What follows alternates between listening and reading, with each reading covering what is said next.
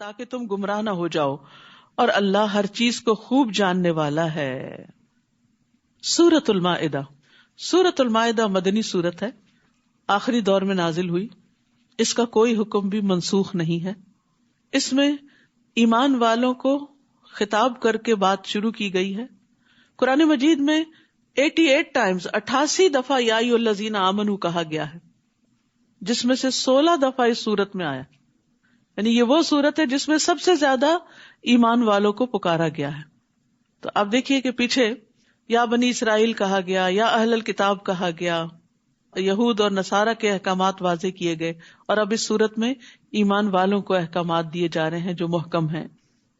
فرمایا یا ایھا الذین آمنوا اوفوا بالعقود احلت لکم بہیمۃ الانعام الا ما یتلی علیکم، اے لوگوں جو ایمان لائے ہو سب عہد و پیمان پورے کرو۔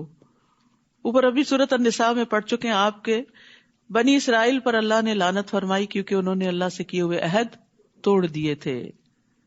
تو ایمان والوں سے کیا کہا جا رہا ہے کہ تم عہد و پیمان پورے کرو، تمہارے لیے مویشی چوپائے حلال کیے گئے ہیں سوائے ان کے جو تم پر پڑھے جائیں گے، اور جب تم حالت احرام میں ہو تو شکار کو حلال نہ سمجھو، بے شک اللہ جو چاہتا ہے فیصلہ کرتا ہے۔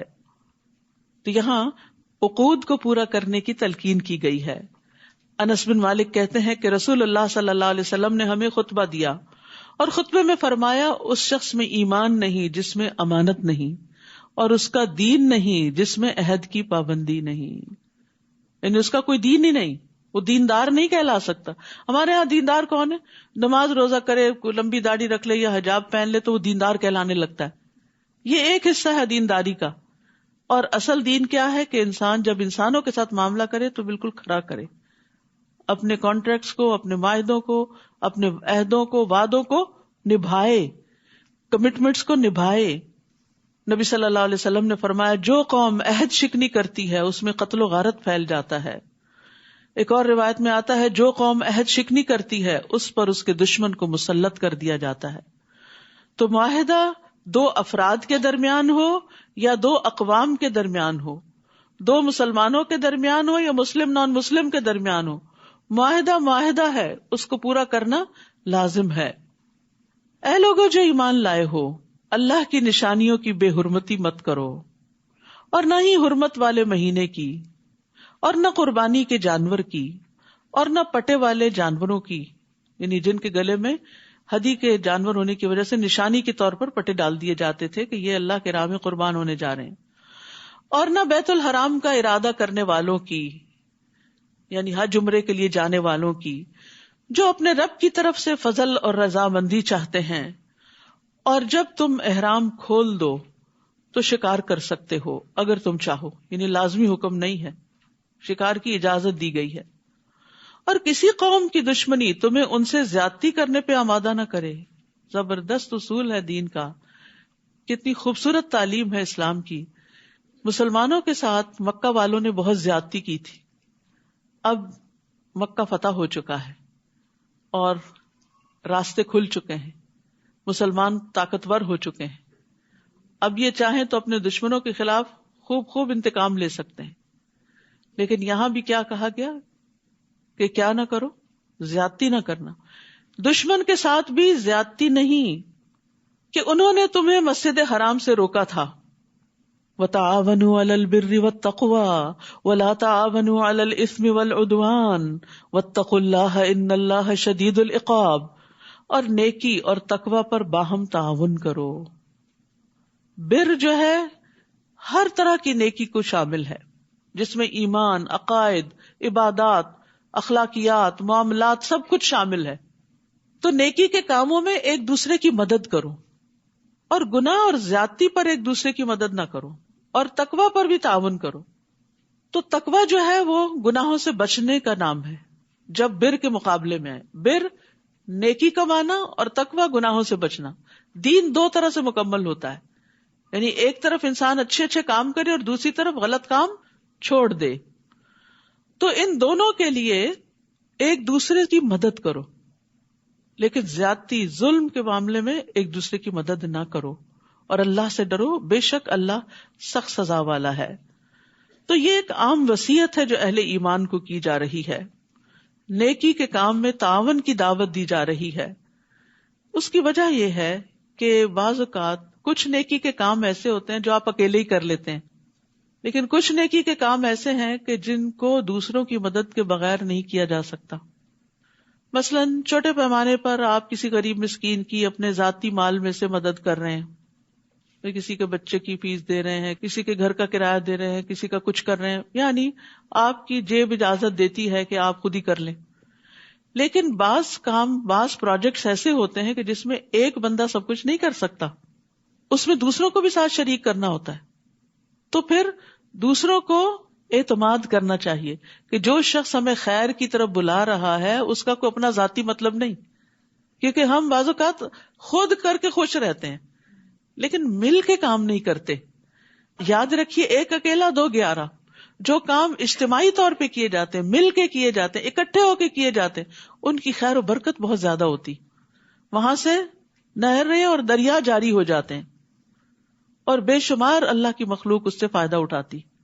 تو یہاں اسی لیے نیکی کے کاموں اور تقویٰ کے کاموں میں ایک دوسرے سے تعاون کرنے کی بات کی گئی. نیکی کی مختلف اقسام ہوتی ہیں. ابو موسیٰ سے روایت ہے، کہتے ہیں کہ نبی صلی اللہ علیہ وسلم نے فرمایا، ہر مسلمان پر صدقہ واجب ہے. لوگوں نے عرض کیا اگر کوئی نہ کر سکا تو؟ آپ نے فرمایا اپنے ہاتھ سے کام کرے، اس سے اپنی ذات کو نفع پہنچائے اور صدقہ کرے. یعنی اگر نہیں کچھ دینے کے لیے تو کام کرو، کچھ کماؤ اور پھر صدقہ کرو. یہ کہنا کافی نہیں کہ ہمارے پاس تو کچھ ہے ہی نہیں، کچھ نہ کچھ ارن کرو. لوگوں نے پوچھا اگر اس کی استطاعت نہ رکھتا ہو، کوئی بوڑھا ہے، بیمار ہے، کمزور ہے، یا کہا کہ ایسا نہ کر سکا تو؟ آپ نے فرمایا کسی حاجت مند پریشان حال کی مدد کرے، یعنی کسی کا دل بہلائے.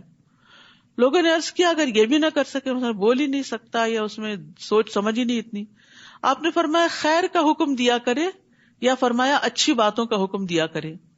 لوگوں نے عرض کیا اگر یہ بھی نہ ہو سکے تو آپ نے فرمایا بری باتوں سے رکا کرے. یہ بھی صدقہ ہے. تقویٰ بری باتوں سے رکنا بھی ہے. ٹھیک ہے. اور یاد رکھیے کہ جب انسان نیکی کی طرف دوسروں کی رہنمائی کرتا ہے، ان کو کسی پروجیکٹ میں شریک کرتا ہے، تو جتنے لوگ شریک ہوتے ہیں ان سب کا اجر بھی اس کو مل جاتا ہے. نبی صلی اللہ علیہ وسلم نے فرمایا جس نے بھلائی کا رستہ دکھایا تو اسے اتنا ہی اجر ملتا ہے جتنا کہ اس کے کرنے والے کو ملتا ہے. اور 2 چیزوں سے روکا بھی گیا، وَلَا تَعَاوَنُوا عَلَى الْإِثْمِ وَالْعُدْوَانِ، گناہ اور زیادتی اور دشمنی اور عدوان میں کسی کی مدد نہ کی جائے بلکہ ان کو ظلم سے روکا جائے. نبی صلی اللہ علیہ وسلم نے فرمایا جو شخص کسی ناحق مقدمے میں کسی کی مدد کرے، یعنی کوئی وکیل ایسا کیس لے لے کہ ظالم کی مدد کر رہا ہے، وہ تب تک اللہ کی ناراضگی میں رہتا ہے جب تک اسے چھوڑ نہ دے. تو اس پیشے کو بہت سوچ سمجھ کے اختیار کرنا چاہیے کہ صرف جینوئن کیس ہی لے انسان، غلط لوگوں کی مدد نہ کرے، قاتل کی مدد نہ کرے، چور کی مدد نہ کرے، ظالم کی مدد نہ کرے. تو یہ ایک بہت ہی جامع آیت ہے جس کو اپنی زندگی کا ایک رہنما اصول بنا لینا چاہیے کہ جہاں کوئی خیر کا کام کر رہا ہے اس کے ساتھ مدد. ایک چھوٹی سی مثال ہے، مثلا ایک شخص ایک ٹیبل اٹھا رہا ہے، آپ دور سے دیکھ رہے ہیں تو آپ وہیں نہیں کھڑے رہتے بلکہ فوراً آگے بڑھتے ہیں کہ میں ساتھ لگ جاتا ہوں. یہ ہے تعاون علی البر. تو چھوٹی نیکی ہو یا بڑی نیکی ہو، مل جل کے کام کرنا سیکھے. یہ مشکل ضرور ہے لیکن اس سے فائدہ زیادہ بڑا ہوگا. پھر فرمایا حرام کیا گیا تم پر مردار اور خون اور خنزیر کا گوشت اور وہ جانور جس پر اللہ کے سوا کسی اور کا نام پکارا گیا، اور گلا گھٹ کر مرنے والا، یعنی رسی گلے میں پھنس گئی مر گیا جانور، اور چوٹ لگ کے مرنے والا، یعنی کہ وہ کسی دیوار سے جا ٹکرایا، اور بلندی سے گر کے مرنے والا، چھت سے گر گیا مثلا، سینگ لگ کے مرنے والا، یعنی ایک دوسرے سے ٹکرے ماری جانوروں نے، اور جس میں سے درندے نے کھایا ہو مگر وہ جسے تم نے مرنے سے قبل ذبح کر لیا، اور جو آستانوں پر ذبح کیا گیا، اور یہ کہ تم تینوں پانسوں کے ذریعے قسمت معلوم کرو، یہ بھی حرام ہے. یعنی ہاتھ دکھانا اور پھر لاٹری کے ذریعے قسمت معلوم کرنا، یہ سب بدترین گناہ ہے. آج کفر کرنے والے تمہارے دین کو مغلوب کرنے سے مایوس ہو گئے، بس تم ان سے نہ ڈرو، مجھ سے ڈرو. الیوم اکملت لکم دینکم، آج میں نے تمہارے لیے تمہارا دین مکمل کر دیا اور میں نے تم پر اپنی نعمت تمام کر دی. اور اسلام کو بطور دین تمہارے لیے پسند کر لیا، تو خوش قسمت ہیں آپ جن کو اللہ نے ماں کے پیٹ سے ہی اسلام کی دولت عطا کی. اپنے بچوں کو بھی اس پر فخر دیجئے. تو جو کوئی شدید بھوک سے مجبور ہو گیا اور گناہ کی طرف مائل ہونے والا نہیں، تو یقیناً اللہ بہت بخشنے والا، نہایت رحم کرنے والا ہے. یاد رکھیے، دین کی تکمیل اللہ کا احسان ہے. نبی صلی اللہ علیہ وسلم کے ذریعے اللہ تعالیٰ نے ہدایت مکمل کر دی لوگوں کے لیے، اور دینی احکامات میں کتاب و سنت کافی ہو جاتے ہیں. رسول اللہ صلی اللہ علیہ وسلم نے فرمایا، جو چیز تمہیں جنت کے قریب کر سکتی ہے میں نے تمہیں اس کا حکم دے دیا ہے، اور جو چیز تمہیں جہنم کے قریب کر سکتی تھی اس سے بھی منع کر دیا ہے. تو دین جو ہے وہ مکمل ہے. یہ نہیں کہ کسی چیز کے بارے میں رہنمائی نہیں ملتی. بعض چیزوں کے بارے میں ڈائریکٹ رہنمائی ملتی ہے اور بعض سے انڈائریکٹلی ملتی ہے، استنباط کیا جاتا ہے، اس پہ قیاس کیا جاتا ہے. وہ آپ سے سوال کرتے ہیں کہ ان کے لیے کیا کچھ حلال کیا گیا ہے. کہہ دیجئے تمام پاکیزہ چیزیں تمہارے لیے حلال کی گئیں، اور ان شکاری جانوروں کا کیا ہوا شکار بھی حلال ہے جنہیں تم نے سدھا رکھا ہے. تم انہیں شکار کرنا سکھانے والے ہو، تم انہیں اس میں سے سکھاتے ہو جو اللہ نے تمہیں سکھایا، تو اس میں سے کھاؤ جو انہوں نے تمہارے لیے پکڑ رکھا ہے، اور اس پر اللہ کا نام لو اور اللہ سے ڈرو، بے شک اللہ جلد حساب لینے والا ہے. اس آیت سے جو بڑی خاص بات پتہ چلتی ہے کہ علم والوں کی بڑی فضیلت ہے.